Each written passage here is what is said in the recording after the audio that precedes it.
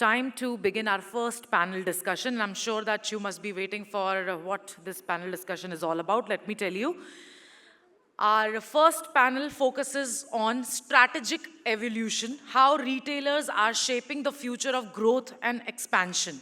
In a rapidly changing retail environment, staying ahead of the curve is not just an advantage, but a necessity. Today, we will hear from the industry leaders who are driving transformation in their organization and redefining growth strategies to meet evolving customer expectations. It's my pleasure to introduce our esteemed panelists to each one of you. The panel will be moderated by Mr. Bijou Kurien, who is the Chairman, Retailers Association of India.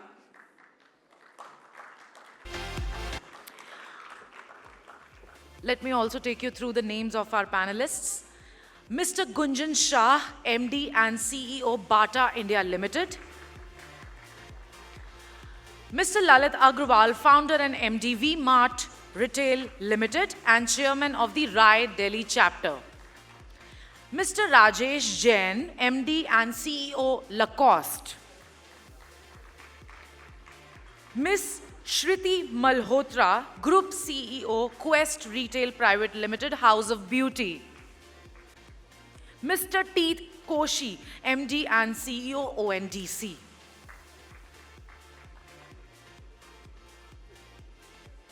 A very, very warm welcome on behalf of Retailer Association of India. Our panelists are here, ladies and gentlemen. It's time to begin with our first panel discussion, and with this, I would request the moderator, sir, to take over. Thank you. Thank you, and welcome to the first panel discussion. This panel is largely about reflecting on the future of both retail and how retailers are adapting to this future. I know it's a very large, broad subject. Obviously, the 45 minutes that we have might not provide justice to this topic, but when we are in the retail industry, we have to understand that we live in a complex consumption world. And when I say complex, think of it along several factors. One factor is retail is about consumption. Consumption is about categories, so you might consume food, consume grocery, you consume, let's say, for example, footwear, beauty. So there are several categories that you consume. So think of it from that perspective.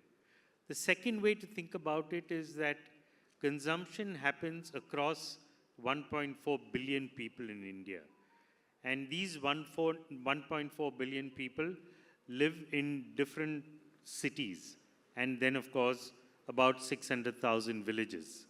So think about it from consumption happening in Mumbai, Delhi, Bangalore, Calcutta, etc., to smaller towns in UP, to even smaller towns in, let's say, MP, and finally in villages. So consumption happens across all because, let's say, for example, in some categories like food, it's everybody has to consume. You might not want to buy a top in Bata shoe, for example, in a small village in UP, but certainly you'd want to buy food. So that's the second way to think about it. Then think about it from the spending capacity of the consumer.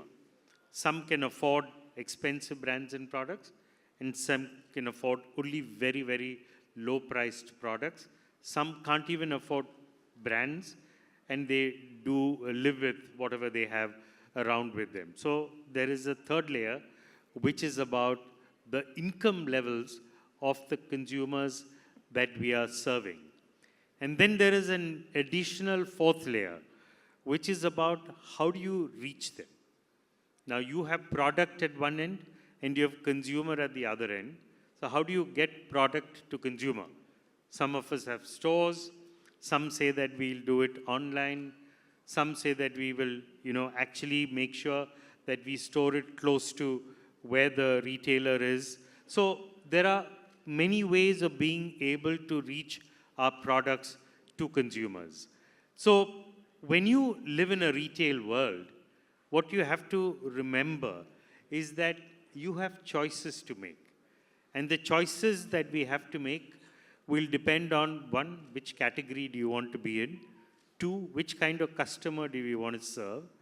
Three, which kind of cities do we want to be present in? And four, which kind of channels do we need to employ in order to be able to reach our products to customers? So keep that as, let's say, the context and background to this particular discussion. Because I think when we think about how things are changing, things are not changing along only one line. Things are not just changing in terms of how products evolve. It's also about how customers evolve. It's about how channels evolve. And then, of course, at a macro level in India, we have urbanization, we have deeper internet penetration, we have better logistics capabilities. So all of those also make a difference to the way we run businesses. So since Gunjan is sitting next to me, let me first, pose my first question to Gunjan. So Gunjan, I always remember this famous line which says, I cried because I had no shoes till I saw a person who had no feet. So when you think about, Bata and the role that you play in the oldest retailer, forget just a footwear retailer, but the oldest retailer in India, how do you sense opportunity? How do you look at the way customers are evolving? And third and most important is, how are you actually adapting yourself to these changes that are happening in the marketplace? Hi everyone. Thanks, Bijou. And I think that was a great context also in the way how do you put the framework on consumption, right? So there are so many pivots and vectors in which you can evaluate. And I think a lot of these changes and evolution that's happening from a consumer piece is happening across many of these vectors, right? So whether it's the technology interface, whether it's the brand and the marketing interface, whether it's the way the stores are, and also demographics, as we talked across various population, pop strata, etc., of towns and villages. So I will try and catch on one or two of them, and then try and also answer some of these questions of what we are trying to do. So one is that consumer is changing and changing faster and faster, right? So, I mean, if you go back, let's say 30 years, consumers were evolving even then, right? And many of us were much, much younger, but we were getting into the consumption class and we were evolving. I think the pace is only going up, and there is no way, it's a no-brainer that any company, any business, any brand wants to stay relevant, you have to move. You have to move in line and hopefully ahead of the curve. So I will talk about one big change out of so many, right, that are there, and I'm sure, there are others who can expand a lot more. I think one big thing that's happening is the aspiration levels across Indians across, right, at all levels. And what is sitting in this room is most probably 10% of the pyramid of India, right? As you said, it's 1.4 billion, and one of the few countries that's still expanding population, right? So there is a huge, and all these levels of pyramid are actually going through an aspirational shift. What that leads to is a lot of pivots of work, right? I mean, you can talk about the kind of product strategy that you have, the way you communicate to these consumers, etc. I will focus on a couple of things that we want to, impetus in terms of transformation from a Bata perspective, etc. I think one is basically this entire thing of stylish, aspirational, as well as affordability that we would like to bring out, right? And that's a big pivot. There's a lot of work that's happening behind on this. Simplicity of merchandise, trying to bring out fresher turnaround times, making sure that, the large network that we have of almost 2,000 stores across the length and breadth, how fast are we able to make sure that we are able to touch that last mile, right? Bring about the freshness as well as the kind of, the trend, on-trend fashions, etc. So that's one big space that we are working on, while simultaneously trying to ensure that we are able to premiumize with affordability. And there is a whole lot of work that's happening in terms of, one classic piece that's there is that we've just launched a campaign, which is leather collection at 2499. Now that's a big response that we are getting from consumers because they're seeing pure leather products at a price point. It's 2.5x of our average selling price. So it's greatly premiumizing our store selling, but the point is it's great value and affordability for the consumer clientele, etc. Similarly, the other piece that is there, I think that we are wanting to work is this entire piece of aspirational upward movement of consumers across India deserves for a brand like ours far better accessibility, right? And you talked about it, right? I mean, consumers are moving, are aspirational, they've got access to now media, and therefore their aspirations are no different. So even if the consumer is sitting in, let's say, for example, a small town in Andhra Pradesh, that person's aspiration is no different from Hyderabad compared to even Mumbai, most probably, right? And how do you try and cater to that? There is this entire thing of accessibility. We are working on 3 different ways to making sure that that accessibility expands. I think we made some very good progress. We see a lot more potential. We have, obviously there's this entire online commerce, e-commerce through our own D2C, e-commerce through marketplaces, now the quick commerce that, Lalit talked about. We have now tied up. We are the first, one of the few footwear brands that are available now on the quick commerce brand. And there's great response. I mean, I'm amazed, right, that someone wants this in 10 minutes, right? So I simply am amazed how that works, but that is one accessibility. Another big piece that we are doing is that we have historically been running our own stores, right? And that's given us great brand equity, great experience to consumers. But I think it's the time that we've come that we want to flex and multiply much faster. We have to take the entrepreneurship spirit of India. And we have now, from almost 0 till about 3 years back, moved to almost 600 franchise stores over the last about 3 years. And that's massive reach expansion that's happened largely in the tier 3 to tier 5 towns. And that's also catering to this entire piece of aspirational Indians, right? That's where the bulk of the urbanization and aspirational shift is happening. And we would like to be present where the consumer wants to be there. So I'll cut it short here, but I think that's one way in which we are trying to transform to meet this kind of evolution of the consumers. Thanks. Thanks, Gunjan. Shruti, a question to you. You've been a long-time observer of the beauty and personal care market, running Body Shop exclusively in India through company stores, leave aside the franchise network, and with a single brand. But you've also seen the category evolve, and you've seen retail evolve in the category.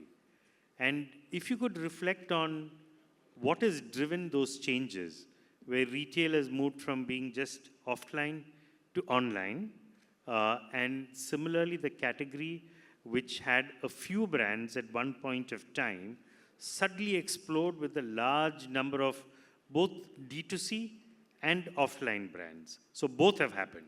So what are some of the drivers that have come about which have enabled that change? Because I think that's very reflective of, let's say, both the Indian consumer and how they are evolving, and also how marketeers drive segmentation in a way very different from the way consumers kind of think of themselves as segments. Thank you, Bijou. Very good question, because that is at the very core of what we are doing right now. As you said, we started off for a very long time with a single brand like the Body Shop, which is a multi-category retailer and very well known, traditional, great service, great legacy. Very soon, after COVID or before COVID, we saw the beauty industry was turbocharging. And at that point we realized that the way consumers are seeking beauty, the way they want choices, the way they are looking for every segment of beauty, the same consumer looking to purchase something, some other price point in some category, but looking to premiumize another category. I think that's what helped us to change the core of our business. So from being a single traditional retailer, we moved to a house of brand strategy. And that's where we looked around the world and we said, let's become a house of beauty and let's see what are the trending brands globally that the consumers are looking for. And today, our biggest role is how to get those trending beauty brands into India. So apart from the Body Shop, Bijou, we also have brands like Kylie Cosmetics, which is a trending celebrity beauty brand. We have Kiehl's, which is a dermatologist skincare brand. We have Max Factor, which is the iconic Hollywood brand, and so on and so forth. So we have about 10 brands. So that's the first point that you look at. This segment is turbocharging. The beauty segment is turbocharging like no other segment is in India today, possibly other than food, and possibly other than quick commerce. So with so much of turbocharge in the beauty and so much of consumer understanding of beauty, the personalization in beauty, it's been a roller coaster ride for us. But I think if I put things in perspective, I think one very important thing is to understand and respect the consumer and the choices that they are making. And so that's where you have to look at, and if I look at traditional retail specifically, because that's where we are, the core of everybody's business, I think what we have to look at is how do we integrate our retail concept with how consumers are searching. I think that's the big question that all retailers, we have to understand and we have to integrate ourselves to that. So consumers, 70 to 80% of data shows that consumers are making the decision online. Now that's where our investments, our energy, and our focus should be, as for all of us as consumers as well. How do we create the search of our products online? That means we have to look good online. That's a fact. So that's a fact that we have to live with, and that's a fact that we have to deliver. How do we look good online? How is our search engines working online? And therefore, then you integrate with all technology and all the Googles and the Meta, because that's what is going to make it work. Second, how do you look online in terms of your product reviews and ratings? It's a huge driver. So many times people come to our stores and say, I've seen this product, iski rating ye hai, ye wala hai aapke paas? That's it. No questions, no looking around, just coming with the product and showing this has got 300 rating, can you show me this product? So that's the direct engagement of the customer in their choices. So second, as I said, search is critical for all of us retailers, traditional, modern, whoever it is. Make sure you look good online, make sure you search, you put the search matrix in a very sharp and accurate way. And then when the consumers come into the stores, I think that's where the experience, that's where the service, and that's where the education piece comes in. And even now, people are not only looking at traditional service, they're also looking at value-added service. So if you are a beauty retailer, value addition is the name of the game. So you have to, so we build skincare technology pros into our stores, so they don't really listening to the beauty advisor or the dermatologist, they really want to be sure. So then we have the derma pros or the skincare pros in the store where they actually sit on a machine, they see what's happening to their skin, they see where's the hydration level, where's the pigmentation level, what's the sunburn level, and they see the recommendations that the machine is able to provide, and then they kind of integrate it with the beauty advisor. So that's how you have to build in the entire customer journey and give them good service so they rate you online, and then it goes back to the search. So it's a full circle, Bijou, and there's lots to talk about, but I know time is a constraint, so I'll leave you with that. Any further questions, I'll be happy to answer. Just one addition to it, which is in terms of how people buy. Do they come to stores or do they buy online? I think most of our business is at the stores. That's a fact, because traditional retail is still very important for beauty. But there's a big shift towards online and multi-brand. I think people are looking at these two factors as a choice factor where they can see a lot of things. And on multi-brand, because so many brands coming in, they want to make sure that they are seeing everything before buying. So there's a shift in the buying pattern. There's also a shift towards quick commerce, because even beauty is now in quick commerce, and we were one of the first to on board on that. So be where the consumer is. So I think that's important. So we've moved all the channels. And Dr. Koshi, we are also there in ONDC, more than a year or so ago, because it's the future that we are building now, right? So be everywhere that you can be. And about 25% of our sales are coming from online. That's a fact. But how do you really integrate that online and the offline and make the online consumer come back to the store? So the important thing is recruit online, move offline all the time, and then get into the whole 360 cycle. I think that's key. It's never-ending story. Sure. Thanks, Shruti.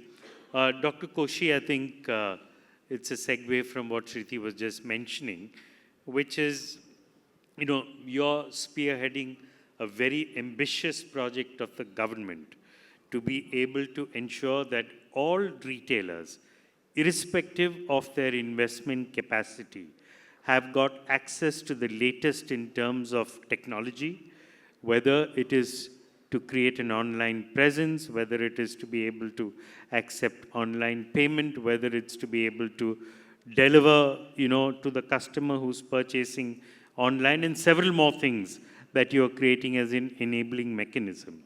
One of the things that I'm sure this audience will certainly appreciate is to understand the complete ramifications of what ONDC actually means and what all it can do for retailers in this country, which would be really very useful, because I think there is a differing understanding of retail through ONDC, through different people.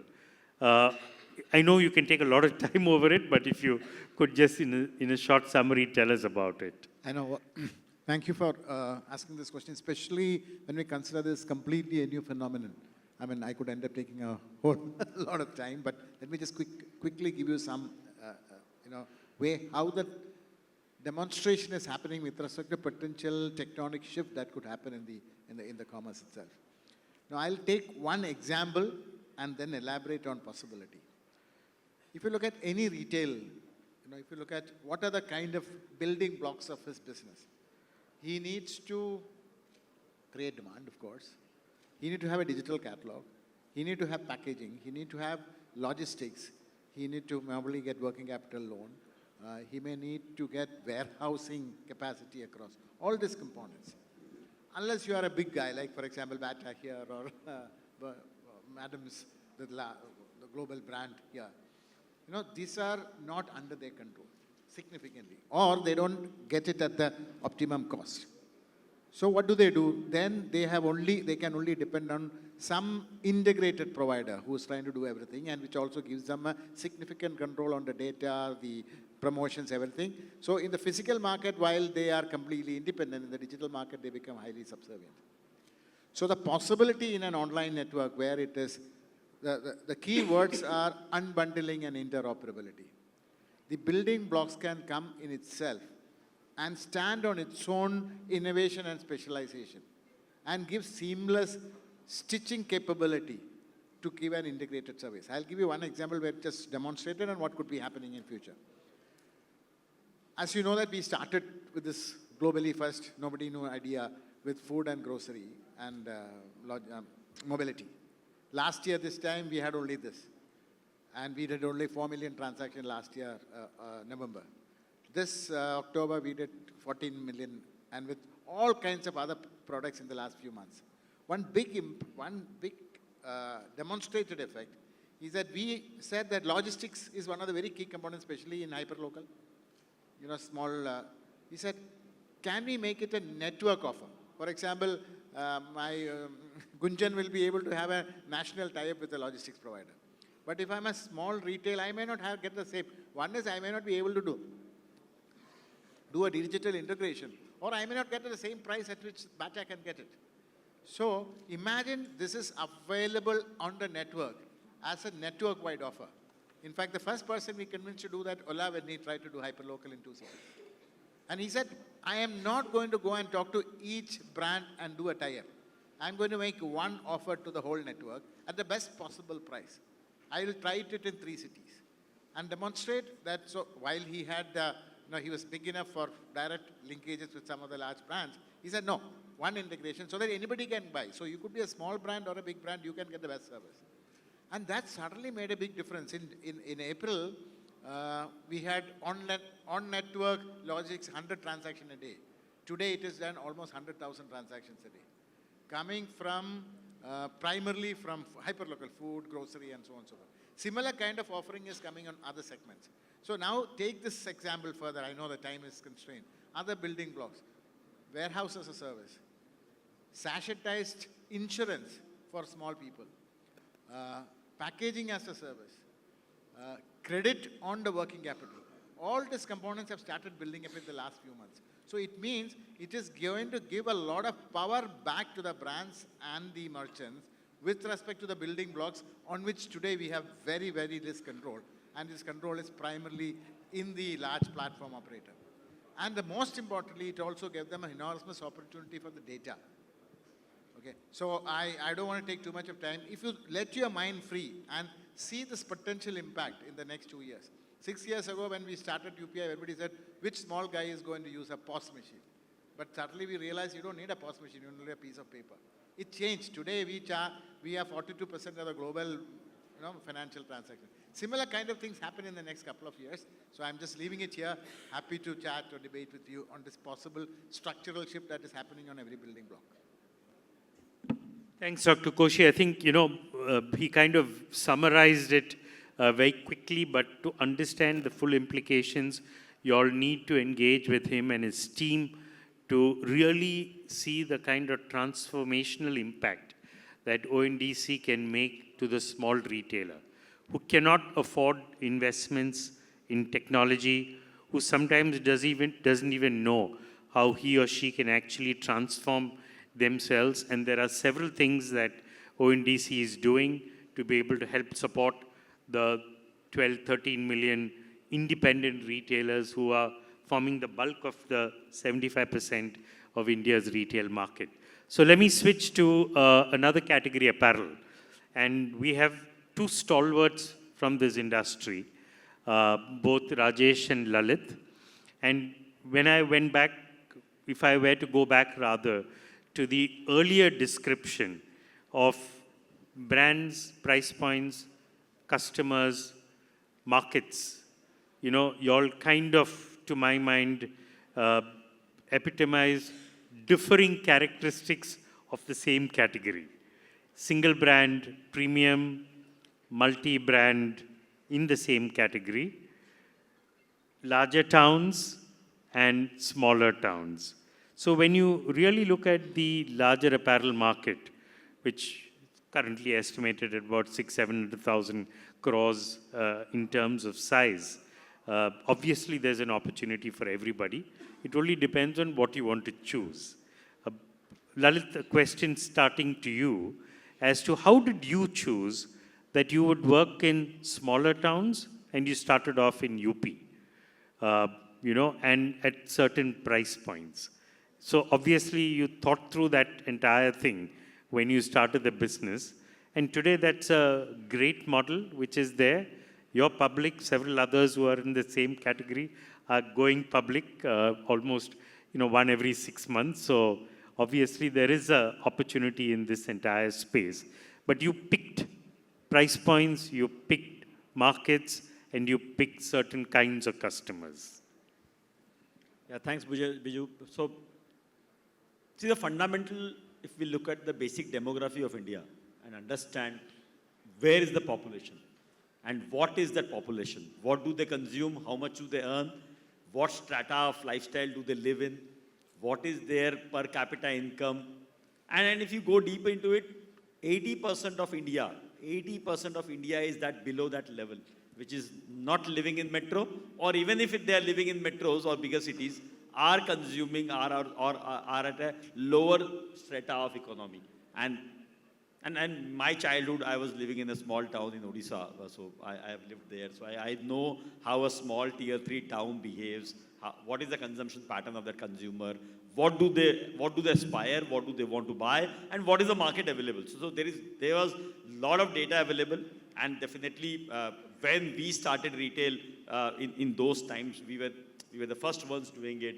Not too many organized retail in value space came into. We used to see some Shopper Stop or maybe one West Side which used to be there, or one Pantaloon which used to be there. So it was very, very infancy stage for retail in India, and that is where we thought of, this is the market. How do you provide a great opportunity for these consumers? How do you provide those modern ambience to these consumers? How do you provide a good price, a good quality, a transparent pricing system, and a modern shopping environment to these consumers? And if you are able to do that, and if you are able to bring that together, and where is the real need? Where is the real gap? If you go and assess and look at those cities and look at those districts, Jaunpur, Ajamgarh, Gazipur, Varanasi, these are districts with 3 million, 4 million, 5 million population. And that district has very seldom retail stores, or not too organized stores. Still the store size were 500 square feet, 300 square feet, 700 square feet, 1000 square feet at max. Or there would be an MBO or an EBO which would be at 1200, 1500 square feet. So there was a huge gap that we saw in the market. And that is where we thought that there is a potential market, there is a potential market size. And human being on earth there is a need of at least 2 pair of apparel in a year. You can't take it away. वो तो फट जाते हैं, उसको चाहिए ही चाहिए. तो 2 pair जो जोड़ी कपड़ा खरीदना है आज, वो गांव के आदमी को खरीदना है, या किसान के बेटे को खरीदना है, या एक बिजनेसमैन को खरीदना है, They want to buy something which is aspirational, which is good looking, which is today's. They don't want to buy those dhoti kurta and they don't want to buy the pajama kurta. So they want that aspiration, and that aspiration has to get driven in. And if you are able to provide them those kind of product, those kind of facilities, those kind of prices, which suits them, those kind of assortment, which they demand, those kind of events are mapped on, and those kind of prices are reasonability are given, I think there is a market opportunity, and that's what we assessed, and that's what we found out, that where can we go, and whenever we went there, and we saw those kind of responses coming in, and like we were honored in those towns, that there is something which came in. Our town now deserves this, and you get the honor. So we saw the kind of cheer, the happiness that we were able to impart to that public, that citizen of those towns and those villages who came in. So I think that is something which really drove us, and we saw that opportunity, and we started mapping our next stores within 100 kilometers, within 150 kilometers. Where is the next town? Where is the next town? And where is the next town? So that's how you started mapping those potentiality. And the potentiality is simple. If there is a population, if there is a basic income level, if there is a basic demand which is available, and there are those kind of businesses which are available, or those kind of villages which are aligned to those towns, there is a business, there is a huge potentiality of the business, and are you able to provide them those kind of assortment, those kind of product in the way that they want, because they just don't want laga diya to leke aage kharid lenge. They want that kind of service as well. They want this kind of personalization as well, and that is what we have to. And this is not so easy, because in India, diversity is huge. Every corner, every state has their own need. There is a taste, there is an event, there is a festival calendar, there is a seasonality calendar, there is a sizing issue which India has. So there are multiple complexity. Then it evolves when you become larger. And how do you get into those diversity? How do you really attack your processes, your technology, your systems accordingly, so that you understand that basic personalization of that particular region or that particular type of town that you have, and the type of consumer that you have, and the timing in which they want, because they don't consume every time. People who buy 2 or 3 pair of clothes in a year don't consume any time. So they will buy either on the 2 festivals, or ek beech mein birthday hoga ya anniversary hogi, shaadi hoga to kharidte hain. So you need to understand their buying philosophy. What will they buy? How will they buy? How much will they buy? And then how do you provide those kind of assortment which suits them? They are not those formal wearing people who wear boring shirts and boring t-shirts, blue shirts and white shirts. So they wear something more fancier and a little more dashing and a little more embellished. So that is what you have to understand the taste and then provide. So there is an opportunity, and that is what we did. And I think there is enough opportunity still available. We just reached to tier 3 and some part of tier 4. There's a lot of opportunity which is available. Like he said, they are going into tier 5 towns, and there is a lot of that town which is getting developed and becoming the next tier 3 of India. So that is where I think India has more than 3,000 such towns where actually a retailer like us can exist. Oh, great. I think if you were to take one key line out of what Lalit ji said, I think the most important point he said is customer-driven business model, which is that I identify the needs of the customer and create a business model around it. And if I were to use that same line, which is customer-driven business model with Rajesh, obviously, even in your business, which is single brand, premium, more in the metro cities, which I wouldn't say is the opposite of Lalitji's customer segment, but is a very different customer segment. And obviously, when you bank on that customer segment, it's not about today's opportunity, but is also about tomorrow's opportunity. So how do you see it in terms of, let's say, the same line, customer-driven business model? Thank you. Good morning, friends. Thank you, Bijou. I think my firm belief is that all businesses, especially in retail, it has to be a customer-driven business only. The end objective for all the retailers indeed is customer delight. And that drives our business also. If we see all the co-panelists when they were talking about a few things that emerged, and in fact, these are the key mantras for retail. One is that most customers are evolving, and they're evolving very fast. They were evolving, as Gunjan also said, they were evolving 30 years ago also, but today the pace of evolution is so fast that we need to keep pace with that. Second thing that is emerging very clearly is that the customers are becoming more aspirational. which I think all of us agree on this particular point, that the customers are becoming aspirational. And that we saw the real example immediately post-COVID also, when there was a K-shaped recovery. Premium brands started going up. That means that showed a lot of aspirations in the customer, but that does not mean that the aspiration is always associated with price points. It's, in my view, it's associated with value for money. So if the customer is looking at a premium brand, they expect the value for money for that brand also. And when they're looking for a value brand, they're looking for value for money there also. How we operated, if I were to put it in 3-4 buckets, that how we look at the customer-driven business, how we try to bring the customer delight, I would like to put it in 3-4 buckets. And let me start with the first bucket, which is product itself. The product, as I said, one, the customer is looking for value for money. Our kind of customers, apart from looking at value for money, they're also looking for new collections, new ways of how we are bringing the collections in the stores or online. So we keep bringing new collections every launch. Then we have sub-launches also, which come. We are not a fast fashion, we are a slow fashion. But we keep bringing that freshness to the stores, and that's what we see. The customers do get attracted to our stores whenever we bring a new collection.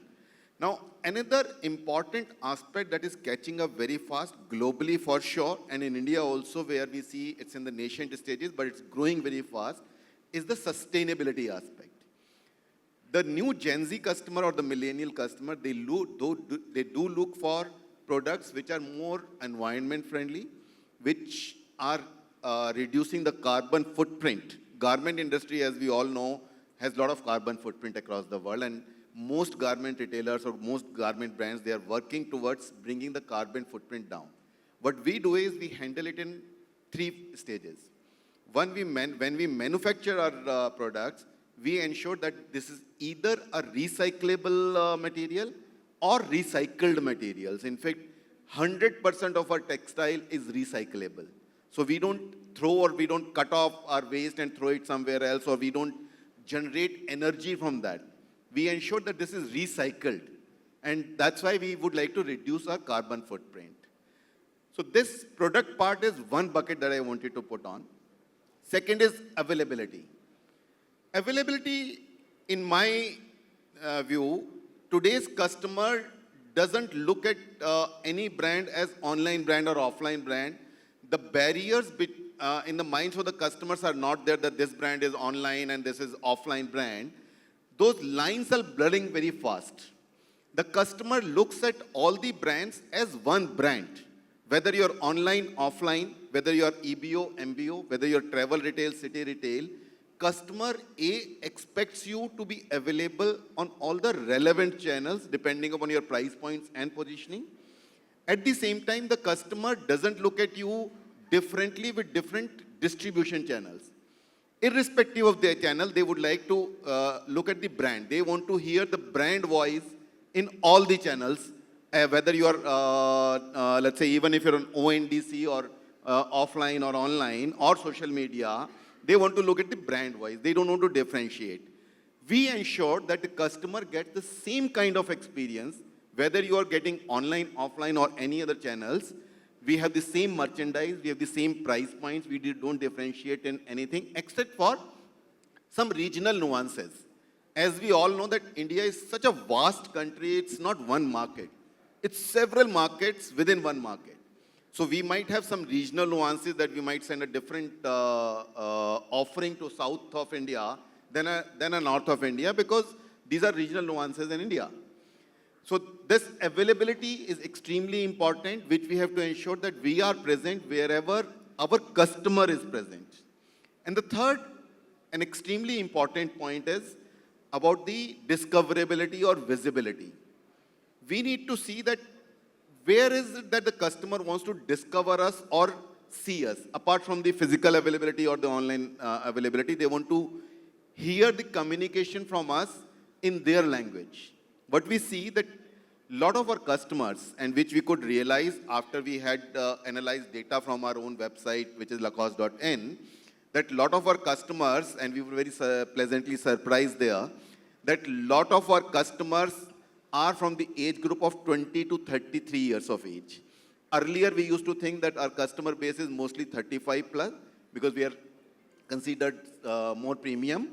But we were very pleasantly surprised, and now when we know a large part of our customer base is from that younger age group, we need to reach out to that customer group. And we ensure that we reach out to them mostly through our digital aim of marketing and communication. A large part of our communication budget is now invested behind digital initiatives only. Now, if you look at these three buckets, they are not independent of each other. They're interrelated, they're interlinked. Just to give you an example, and I see that the time is ticking, so I'll just give you the last example on this, that how they're interrelated. As you rightly said, we normally are present in metro and big cities only. But once we had our own website and we could analyze that which city is giving us more business and where we have our target audience present, we could actually pinpoint the cities there. And with that data, we were armed with that data, and we could actually reach out to relatively tier 2 cities also, or the relatively smaller towns also. So for example, we have recently opened in Dehradun, then we went to Lucknow, Kanpur, and Ahmedabad, Surat, those kind of places. That was helped significantly by our own data analysis from another channel, which is online channel. That gave us the data that we can be physically present also in those cities. So this comes completely as a package unit. It's not independent of each other. And that's how we are trying to serve our customer and bring that customer delight that we are talking about. Great, thank you. I know we have limited time, and it's unfair if you all are not given a chance to be able to ask a question to this highly accomplished panel which is here. So if there is any question from the audience, just raise your hand, and somebody will get a mic across to you. And then, please state your name and ask the question to who you are addressing the question to. Shall I, the lady there?